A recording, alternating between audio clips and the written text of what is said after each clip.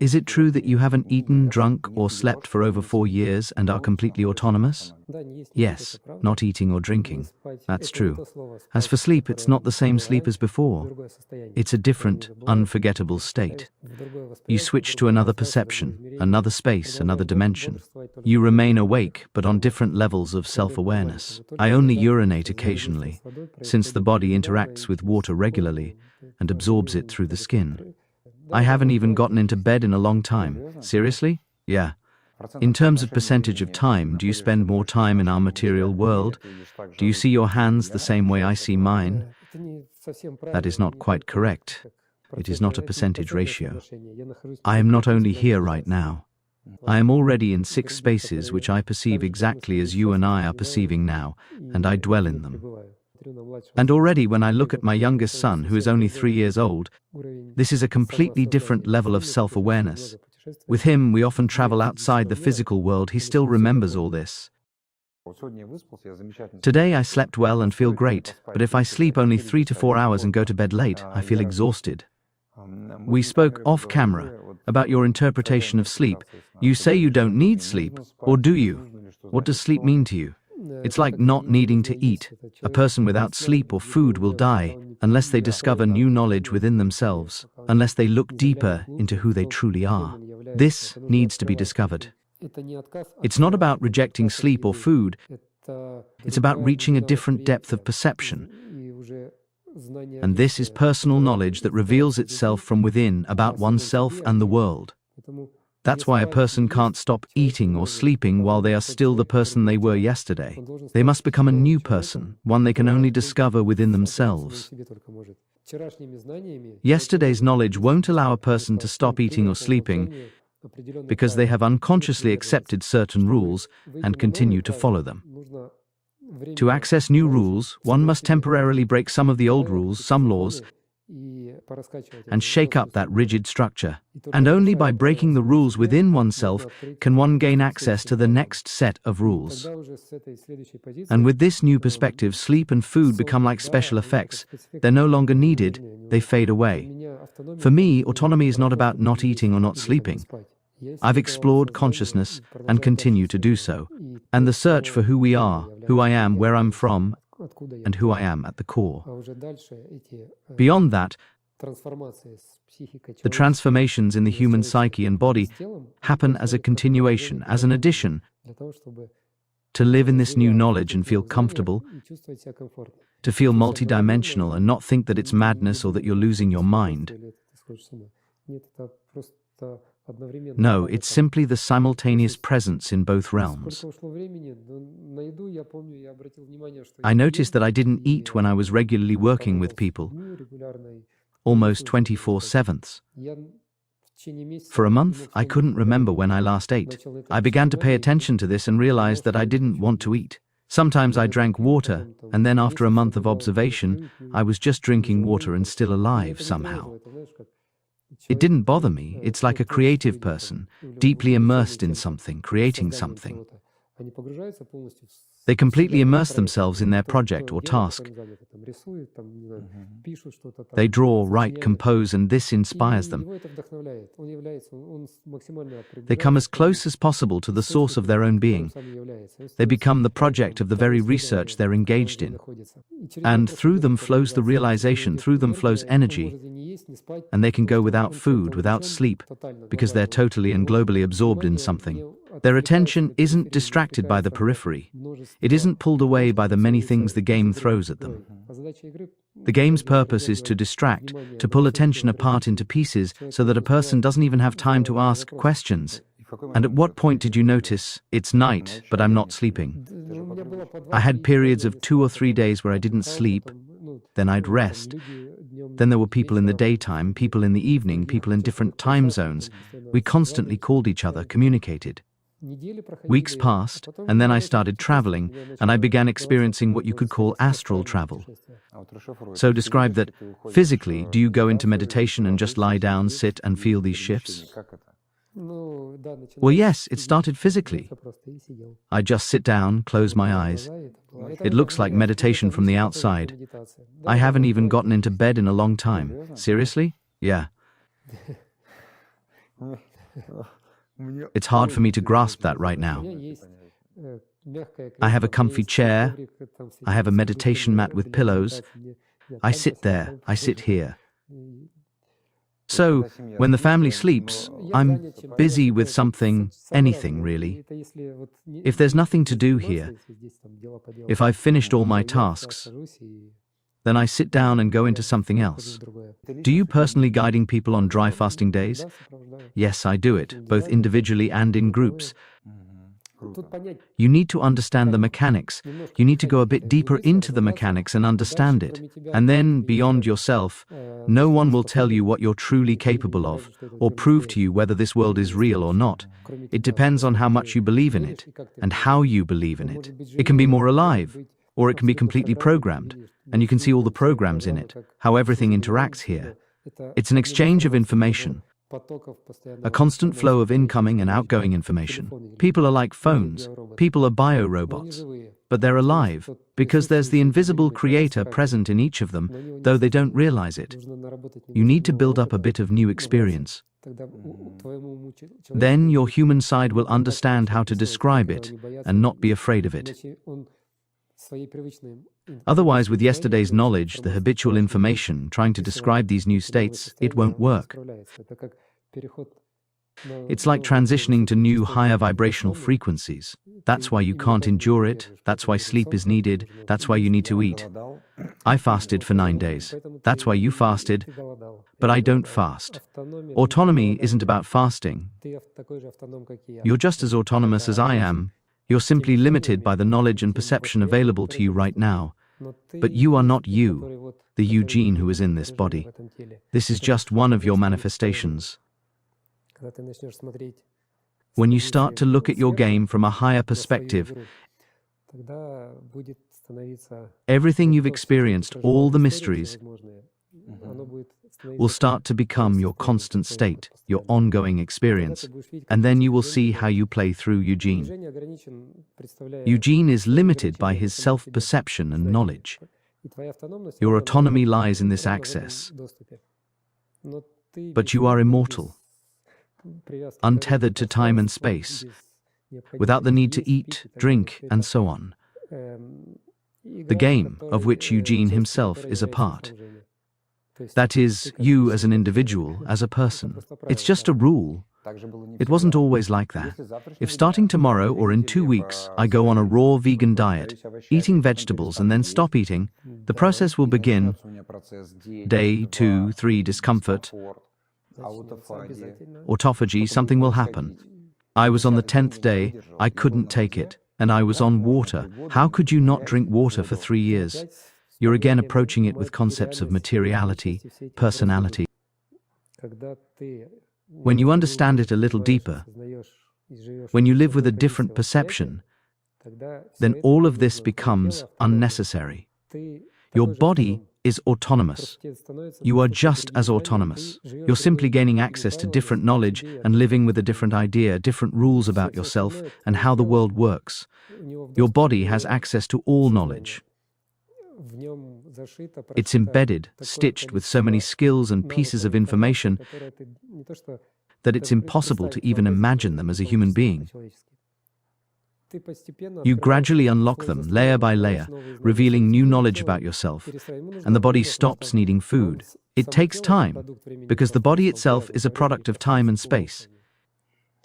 It's tied to time and space by default. It takes time to reformat a bit, to upgrade. It all starts with your thinking, with your internal state, with your desire for change. As you go through various processes of accepting the new,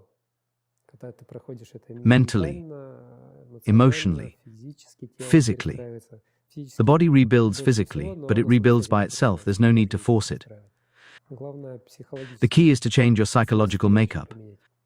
Not eating, not drinking, that's just a special effect of the next level of self-awareness.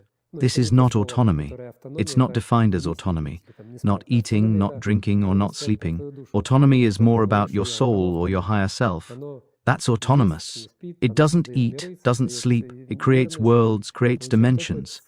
experiences many different things simultaneously in many incarnations and so on. That's the position of autonomy. Everything else is like special effects that complement the knowledge you discover within yourself. So, every person with the right desire can become autonomous. Absolutely everyone is capable of this and can use it as a tool for exploration. So, not everyone needs to live like you? Not everyone is ready to live like I do. Each person must play out their role and come to an understanding of where they are, what they are, and then decide whether they're interested in something new, whether they want to go further, or if they're content where they are. So, it's not a necessity for everyone. There's already a critical mass, and it's almost here. Everything you live by is also belief. You accepted it by default and simply believe in it. Is it some kind of concept you have? Life, death, afterlife, reincarnation. What's your foundation that you live by? Still, we can't escape our brains. We can't escape them, but we can develop them. It's like how you can discover new things, not even through the brain, but through your personality. As a person, you primarily receive psychological experiences. You can develop this personality, it's multidimensional, multifaceted. When you start to independently discover new things within yourself and see how it works, how your inner impulses, desires, and states influence what happens to you externally, you'll start receiving confirmations. This will drive you forward. At first it's animal fear, at first it's scary. Gradually it transitions into a scary but interesting feeling, and fear becomes your driving force. What is fear? Even from a human perspective, it's a safety program that protects you, stopping you from breaking yourself due to simple ignorance. And if you're scared, it means you're not yet ready to go further, to something greater. Should you overcome this fear? Yes, bit by bit, and you start to gain experience. It's like in sports. Do everything you can, and just a bit more. Always take a step beyond the territory of your fear or within it. You must do this. This isn't about overcoming fear, it's about the growth and maturation that you make for yourself. You take a step and realize nothing bad happened, it's all fine. You went a week without food. On the 9th or 10th day, it's tough. If you go through it, it might be hard at first. Then you try once, twice, 3 times, and each time it gets easier. You'll start to understand that it's not physical. You're going through your own limitations, beliefs, fears through this program. And as you go through it, you'll see how it held you back as much as you didn't believe in yourself. You'll begin to grow, to realize your multidimensionality, your levels that you previously didn't allow yourself to access. Then you'll transition to new energies, new vibrations, new dimensions, more interesting, deeper, more alive. And what about diseases, viruses, bacteria, colds, doctors, interactions with them? I don't know, I'm not interested in that. You don't get sick? No, I haven't been sick. And during these virus times, I've always traveled everywhere, all over the world. I don't look in that direction. It's just a different game. Some people need it for something. There are no diseases. I can say a bit about diseases. These games don't interest me. And diseases as such don't exist. The physical diseases that are described and provided to people are meant to control small, still immature humans. It's like religion and medicine. They're rules, and they're needed. Until children understand how the system works, they need some rules. Basic, general, and roughly the same for everyone. And people agree to these rules by default and simply follow them. Beyond the rules, we have a liver, we have a stomach that digests food. Your body, it can be like a locomotive running on coal or firewood, or it can be a spaceship running on energy. And the same organs are involved, only now they will perform completely different tasks. You yourself are energy. If you have a question about energy, about nourishment, then you yourself are the beginning, you yourself are the source, you are energy. and everything else is just a game of description, of describing it. Is this a price or a payment? It is readiness. It is not a refusal of food, of sleep. It is not a refusal, it happened by default. I started searching for what was already within me. I began to explore consciousness, how it works, who I am, where I am. I began to look for this world more deeply. The very process of this search and the regular dwelling in new states contributed to me increasingly going beyond the boundaries of my usual perception. These were meditations, all sorts of practices, shamans. I went everywhere, traveled my world, searched, lived here and there, listened to different masters until I discovered this knowledge within myself. All external masters are merely a trick to convince yourself that within you there is the same master, that all this is accessible to you, and then it is no longer a refusal. You live with a different sense, a different perception. You do not need intermediaries between you and yourself. What should be done with the brain that demands proof? Give it only experience. I too was born, just like you, in an ordinary family with ordinary parents, and I lived there until the trauma. Until I was 33, I lived an entirely physical, material life, doing various businesses in Moscow. I grew up there, worked, earned money, lived like ordinary people. And the other side of the coin did not interest me at all, not even remotely, until the trauma happened, and at that moment, everything changed. And what happened at 33? A spinal injury. I stopped walking, broke my back, and so on. They told me I would be disabled. You would never walk again? They said perhaps with difficulty, but still I would remain disabled. And in that moment there was a state of switching to a different perception. I entered the state you experienced in various mysteries on the retreat. And it happened spontaneously to me. At that moment I simply resisted the information the doctors had given me very strongly. I said no. I felt from within that I wanted it differently. I did not agree. It simply switched me into another state of perception. At first everything disappeared. Then I began perceiving everything differently, as in those shamanic ceremonies. Then I spent almost 3 months in that state, and from that state I completely restored myself. I saw how all this is arranged, how this matter is assembled, how it is endowed with meanings, why it is created, how all these mental constructs are loaded in, all these descriptions, how it is all done. And I restored myself, but it was a process of remembering, and that recovery did not take long.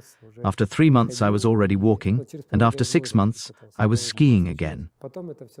Then that state closed, and the only question I had was, what was that, and how could I find it again? And how did you experience this physically? I mean, they gave you the information, there was stress, depression, that you would never walk. How did it change? Or did you make some effort? No, I made no effort. I simply did not want to agree with what I was being offered. And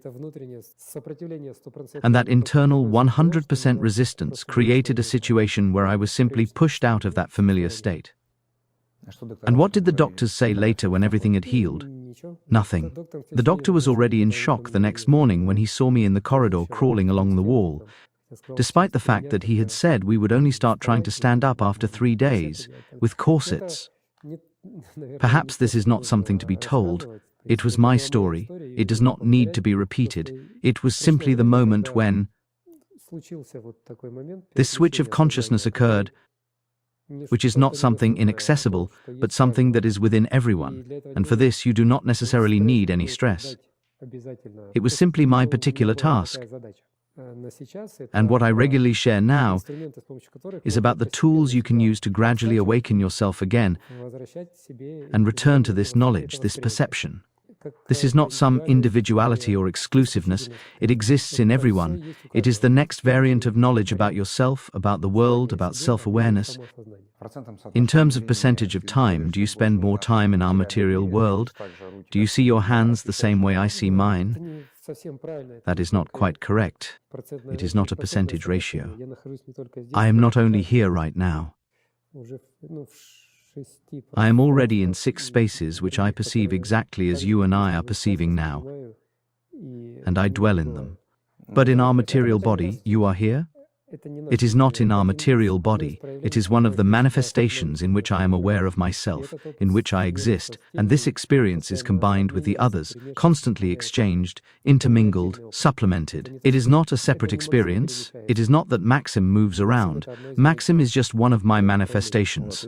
So in other words, you are like a cell in an organism that has realized it is a cell, and it turns out there are lots of other cells. This cell can be in matter, it can be part of the liver. It can be part of anything, and not only material. It can be part of energy, which is a constant process within this structure. The physical manifestation is merely the compressed surface accessible to the standard human perception through the senses.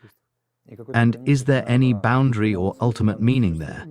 No, that is the point. There are no boundaries. It is like a cell that has realized it is part of the whole, and it holds the potential of this whole. If you go deeper into it, you can create the same kind of worlds and continue going ever further inward. Or you can go upward in the same way and remember where it itself originated, where it draws its source, which whole it becomes part of. The fingers realize they are a hand, that is already more knowledge about themselves, about their abilities, then higher and higher. But higher is not upwards as people are used to thinking that spirituality is somewhere up above. It is an expansion of consciousness in all directions. This black and white is understood in all directions, lived through and allowed to pass through oneself as experience. And why is this not just a product of imagination? I am now asking again from the mind, from matter. Why is this not a hallucination? Can you now say that you are not in a hallucination or fantasy yourself? From the materialist point of view, yes, I can. I see myself, I am aware, I feel we are sitting together. I do not see other dimensions, other energies. They are simply not available to your perception. Yes, I can call it that. They are not available to my perception, but I admit that they may exist. You say it is accessible to me. From this position, I could say, Maxim, I live in 25 dimensions and make something up for myself, because you say that if I do not see it, it means it is not accessible to me. You can invent as many dimensions as you like. Or is your world limited only to this material dimension and nothing else exists?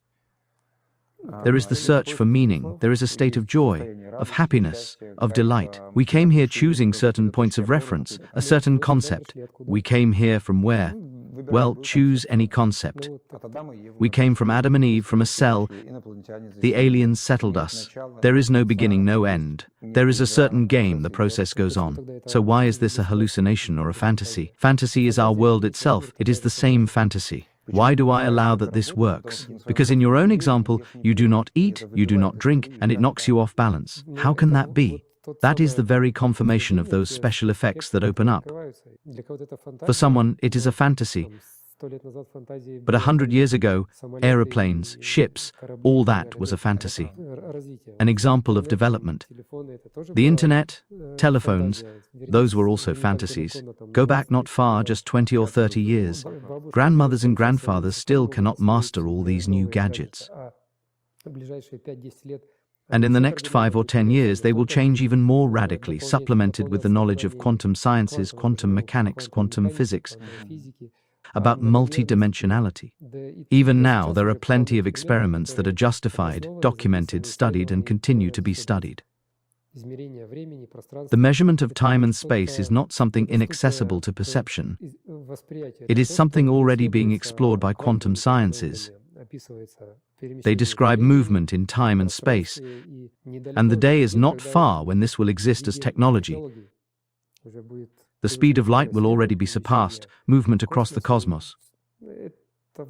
We are now on the threshold of meetings with new civilizations as this dimension matures and prepares to move into a new stage of technology.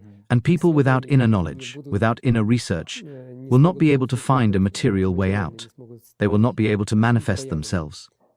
That is why explorers of the inner space are needed, to study where all this begins, our states, our thoughts, our emotions, our feelings, how it works.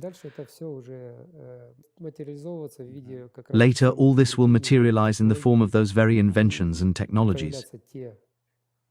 And there will appear individuals who will manifest it physically. And how is it for you, living with this knowledge? Absolutely wonderful. If I were only here, it was difficult at first. Sometimes it felt like you were losing your mind, going insane.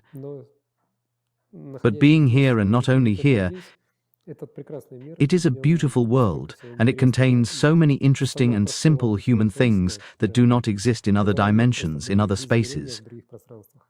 Therefore, this material world is not something bad or wrong. It is a part. It provides an experience that cannot be obtained in places where there is no matter, or where there is no such physics and such processes. One depends on the other, like the inner state attracts external events in which you yourself participate. So why then do you not choose to manifest in this material world, to eat, drink, love, rejoice, enjoy social benefits? This has already happened. It has already happened many times. While being here and in this space, much more is available to people, and many events that have already taken place can be lived differently. Lived more deeply and interestingly, you could say more vividly and richly. They are more alive from the perception in which I am now. Therefore, repeating what has already been is possible. But it is more interesting to do so in a new way. In a new way, it makes a stronger impression and truly remains something alive. So the toys of the material world in the form of programs, white, black, ego, efficiency, happiness, the happiness index, these no longer particularly interest you. All this exists, but it happens by default. And here I am exploring more the presence of a material body and the structure of human consciousness. I am interested in studying time, space, movement in the vacuum, something along those lines. But at the same time, I have a family, 3 children.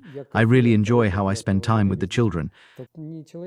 But I am no longer involved in standard human values. They are just like games one can play. I myself played in business and in all sorts of things. But that was simply gaining experience.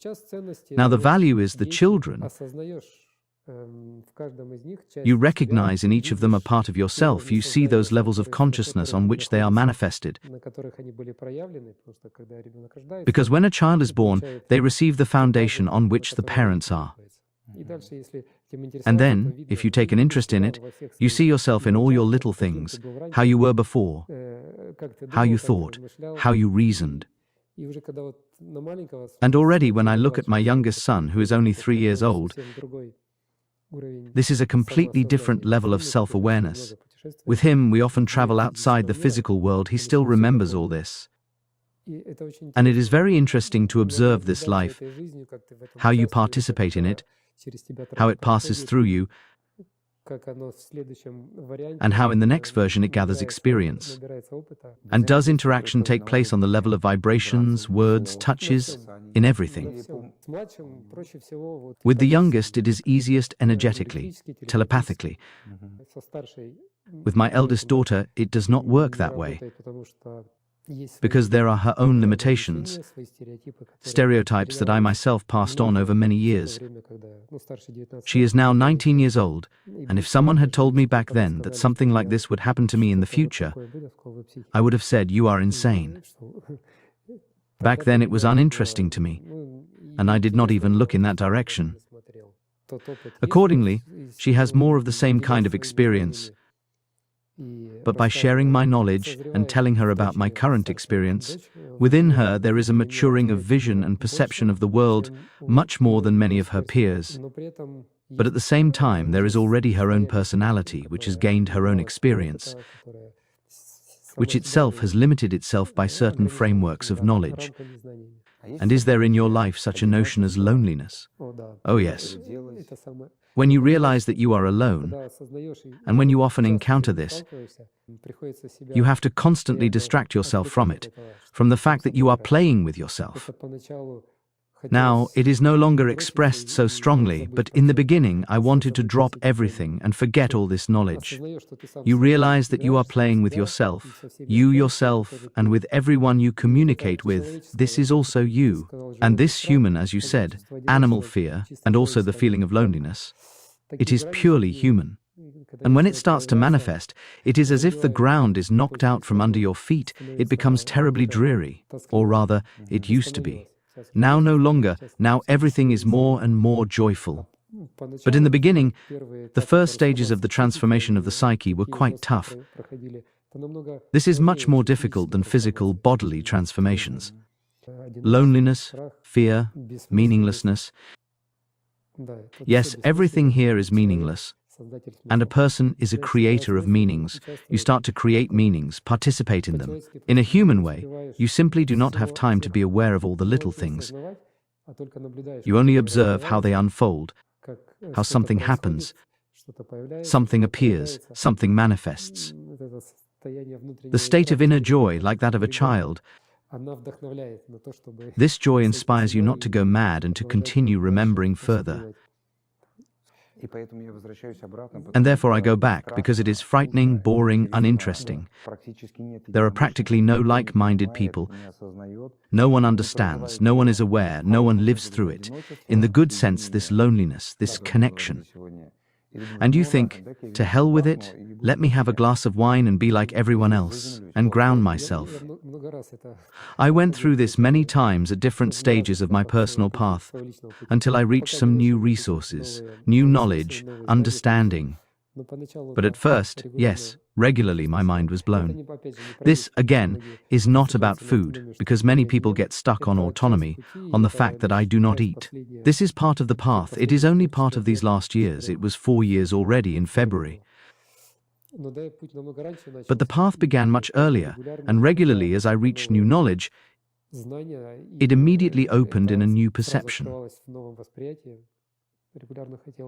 Regularly I wanted to return to that bench in Saransk and have a beer with a friend.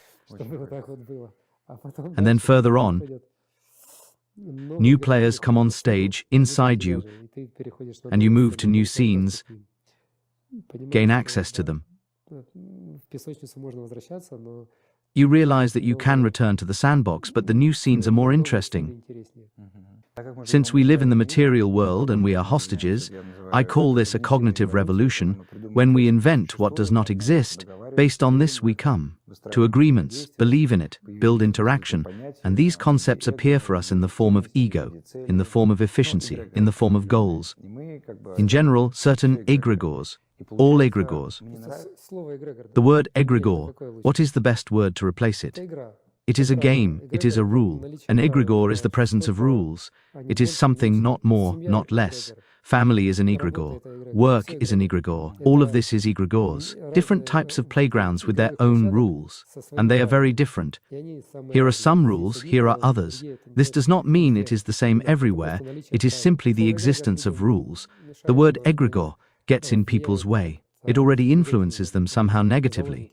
They already seem to feel like hostages of something. No, you came here precisely to play, to be in all sorts of egregores, to gain the experience of the game through them, like participating simultaneously on different stages. You played in that theater, then in this one, and in this one. Whatever a person does, he is always in the game. Only either he plays his own game, or he is constantly in someone else's games and does not even have time to take a breath. If we go back to the old world, in the old world there are still practices, methodologies, some tools, the same nails, qigong, lots of games, transpersonal psychology, sacred kinesiology, astrology. All of it is needed. This somehow brings some results. From this you live, enjoy, become more effective, calmer, happier. What tools have you kept that you continue to use to explore yourself? As I understand, all the old tools are simply no longer necessary to you because you have access to what we do not. What tools do you still use? Observation, perhaps. Those tools that are available to a person are observation, focusing attention on one's own perception. The very process of switching, the very process of tuning to another frequency, to other speeds, it is already mechanically clear and available to use.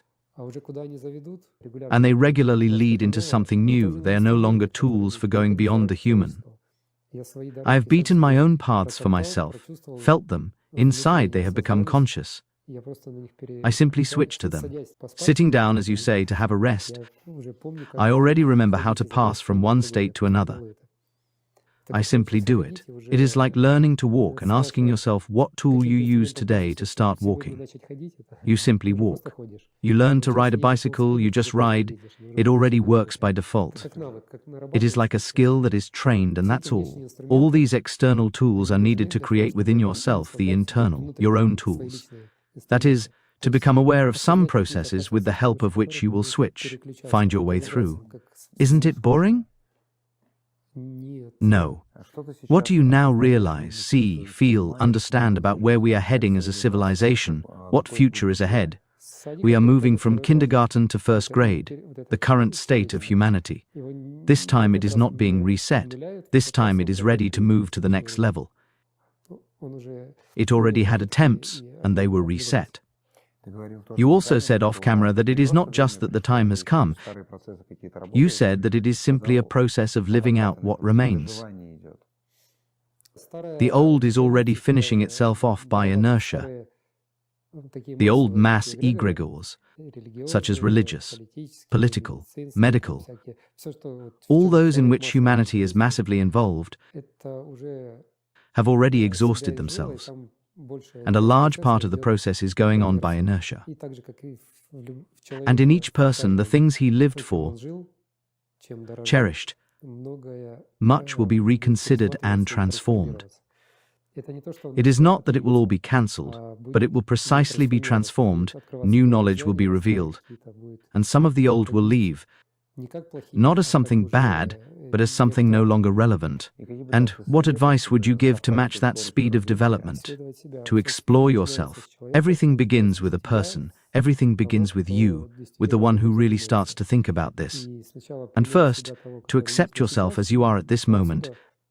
And you do not need to prepare for this. It is like life. You do not need to prepare for it. You need to live it now, in the access that you have. If a person lives, he constantly gets the opportunity to discover something new, to get into something new.